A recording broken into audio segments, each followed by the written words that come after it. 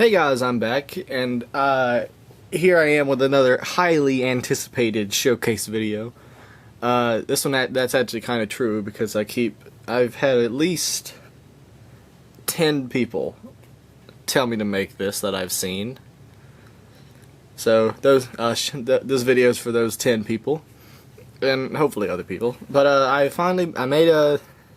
first off, I've shown this guy before. You know, this is the Tim Curry Pennywise. Well, for those of you under a rock, the new It remake slash just different reimagining based off the Stephen King novel just came out. I saw it Thursday night. Today is Saturday, so to give you a time frame, I really enjoyed it.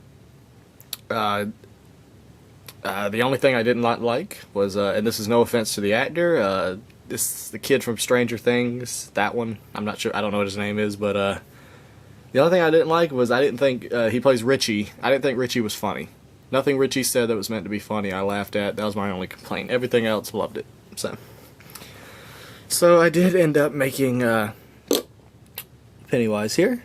And here he is. This is the 2017 Pennywise. So I'll go ahead and do a comparison first thing off the bat. So that's what my Tim Curry Pennywise from, when did it come out in the 80s or the 70s? I have no idea. This is the miniseries Pennywise, Tim Curry. Then here's the Bill Skarsgård 2017 Pennywise. So give a quick 360. So now, let me get into detail. First thing, I'm going to take the head off because it'll be easier to show it. So here's his head. Here's his head. There we go. So you can see I painted this is all painted except for the eyes. This was a 2012 Joker head base. And I modified the mouth, I painted around the eyes, I painted the yellow in the eyes.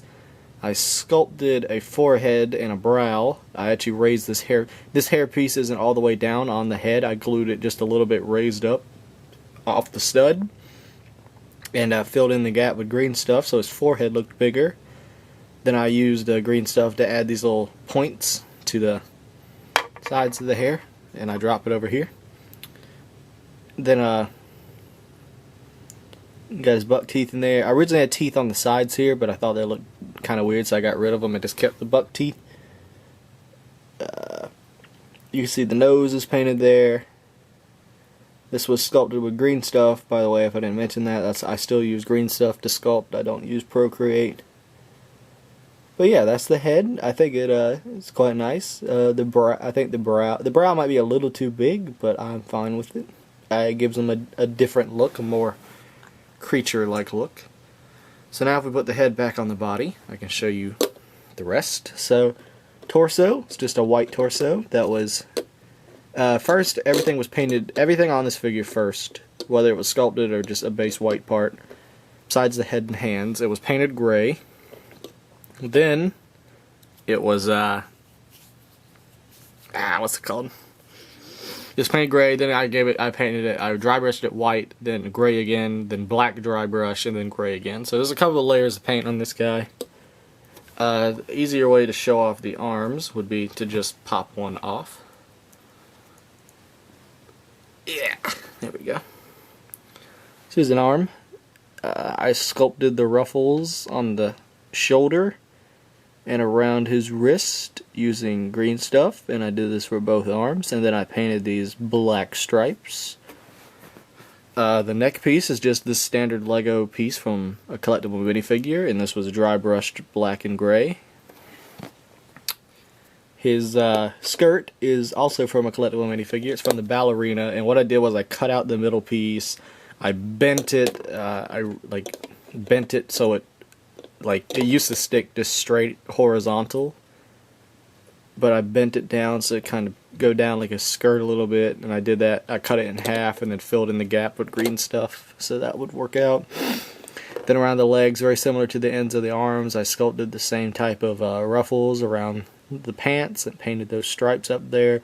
The legs can't move at all now, because of how the skirt attaches, and the legs just ended up being glued in place, which is not really a problem. I need to try to fiddle with it because he's kind of leaning back a little bit, and that's bugging me. So I need to try and lean him forward some.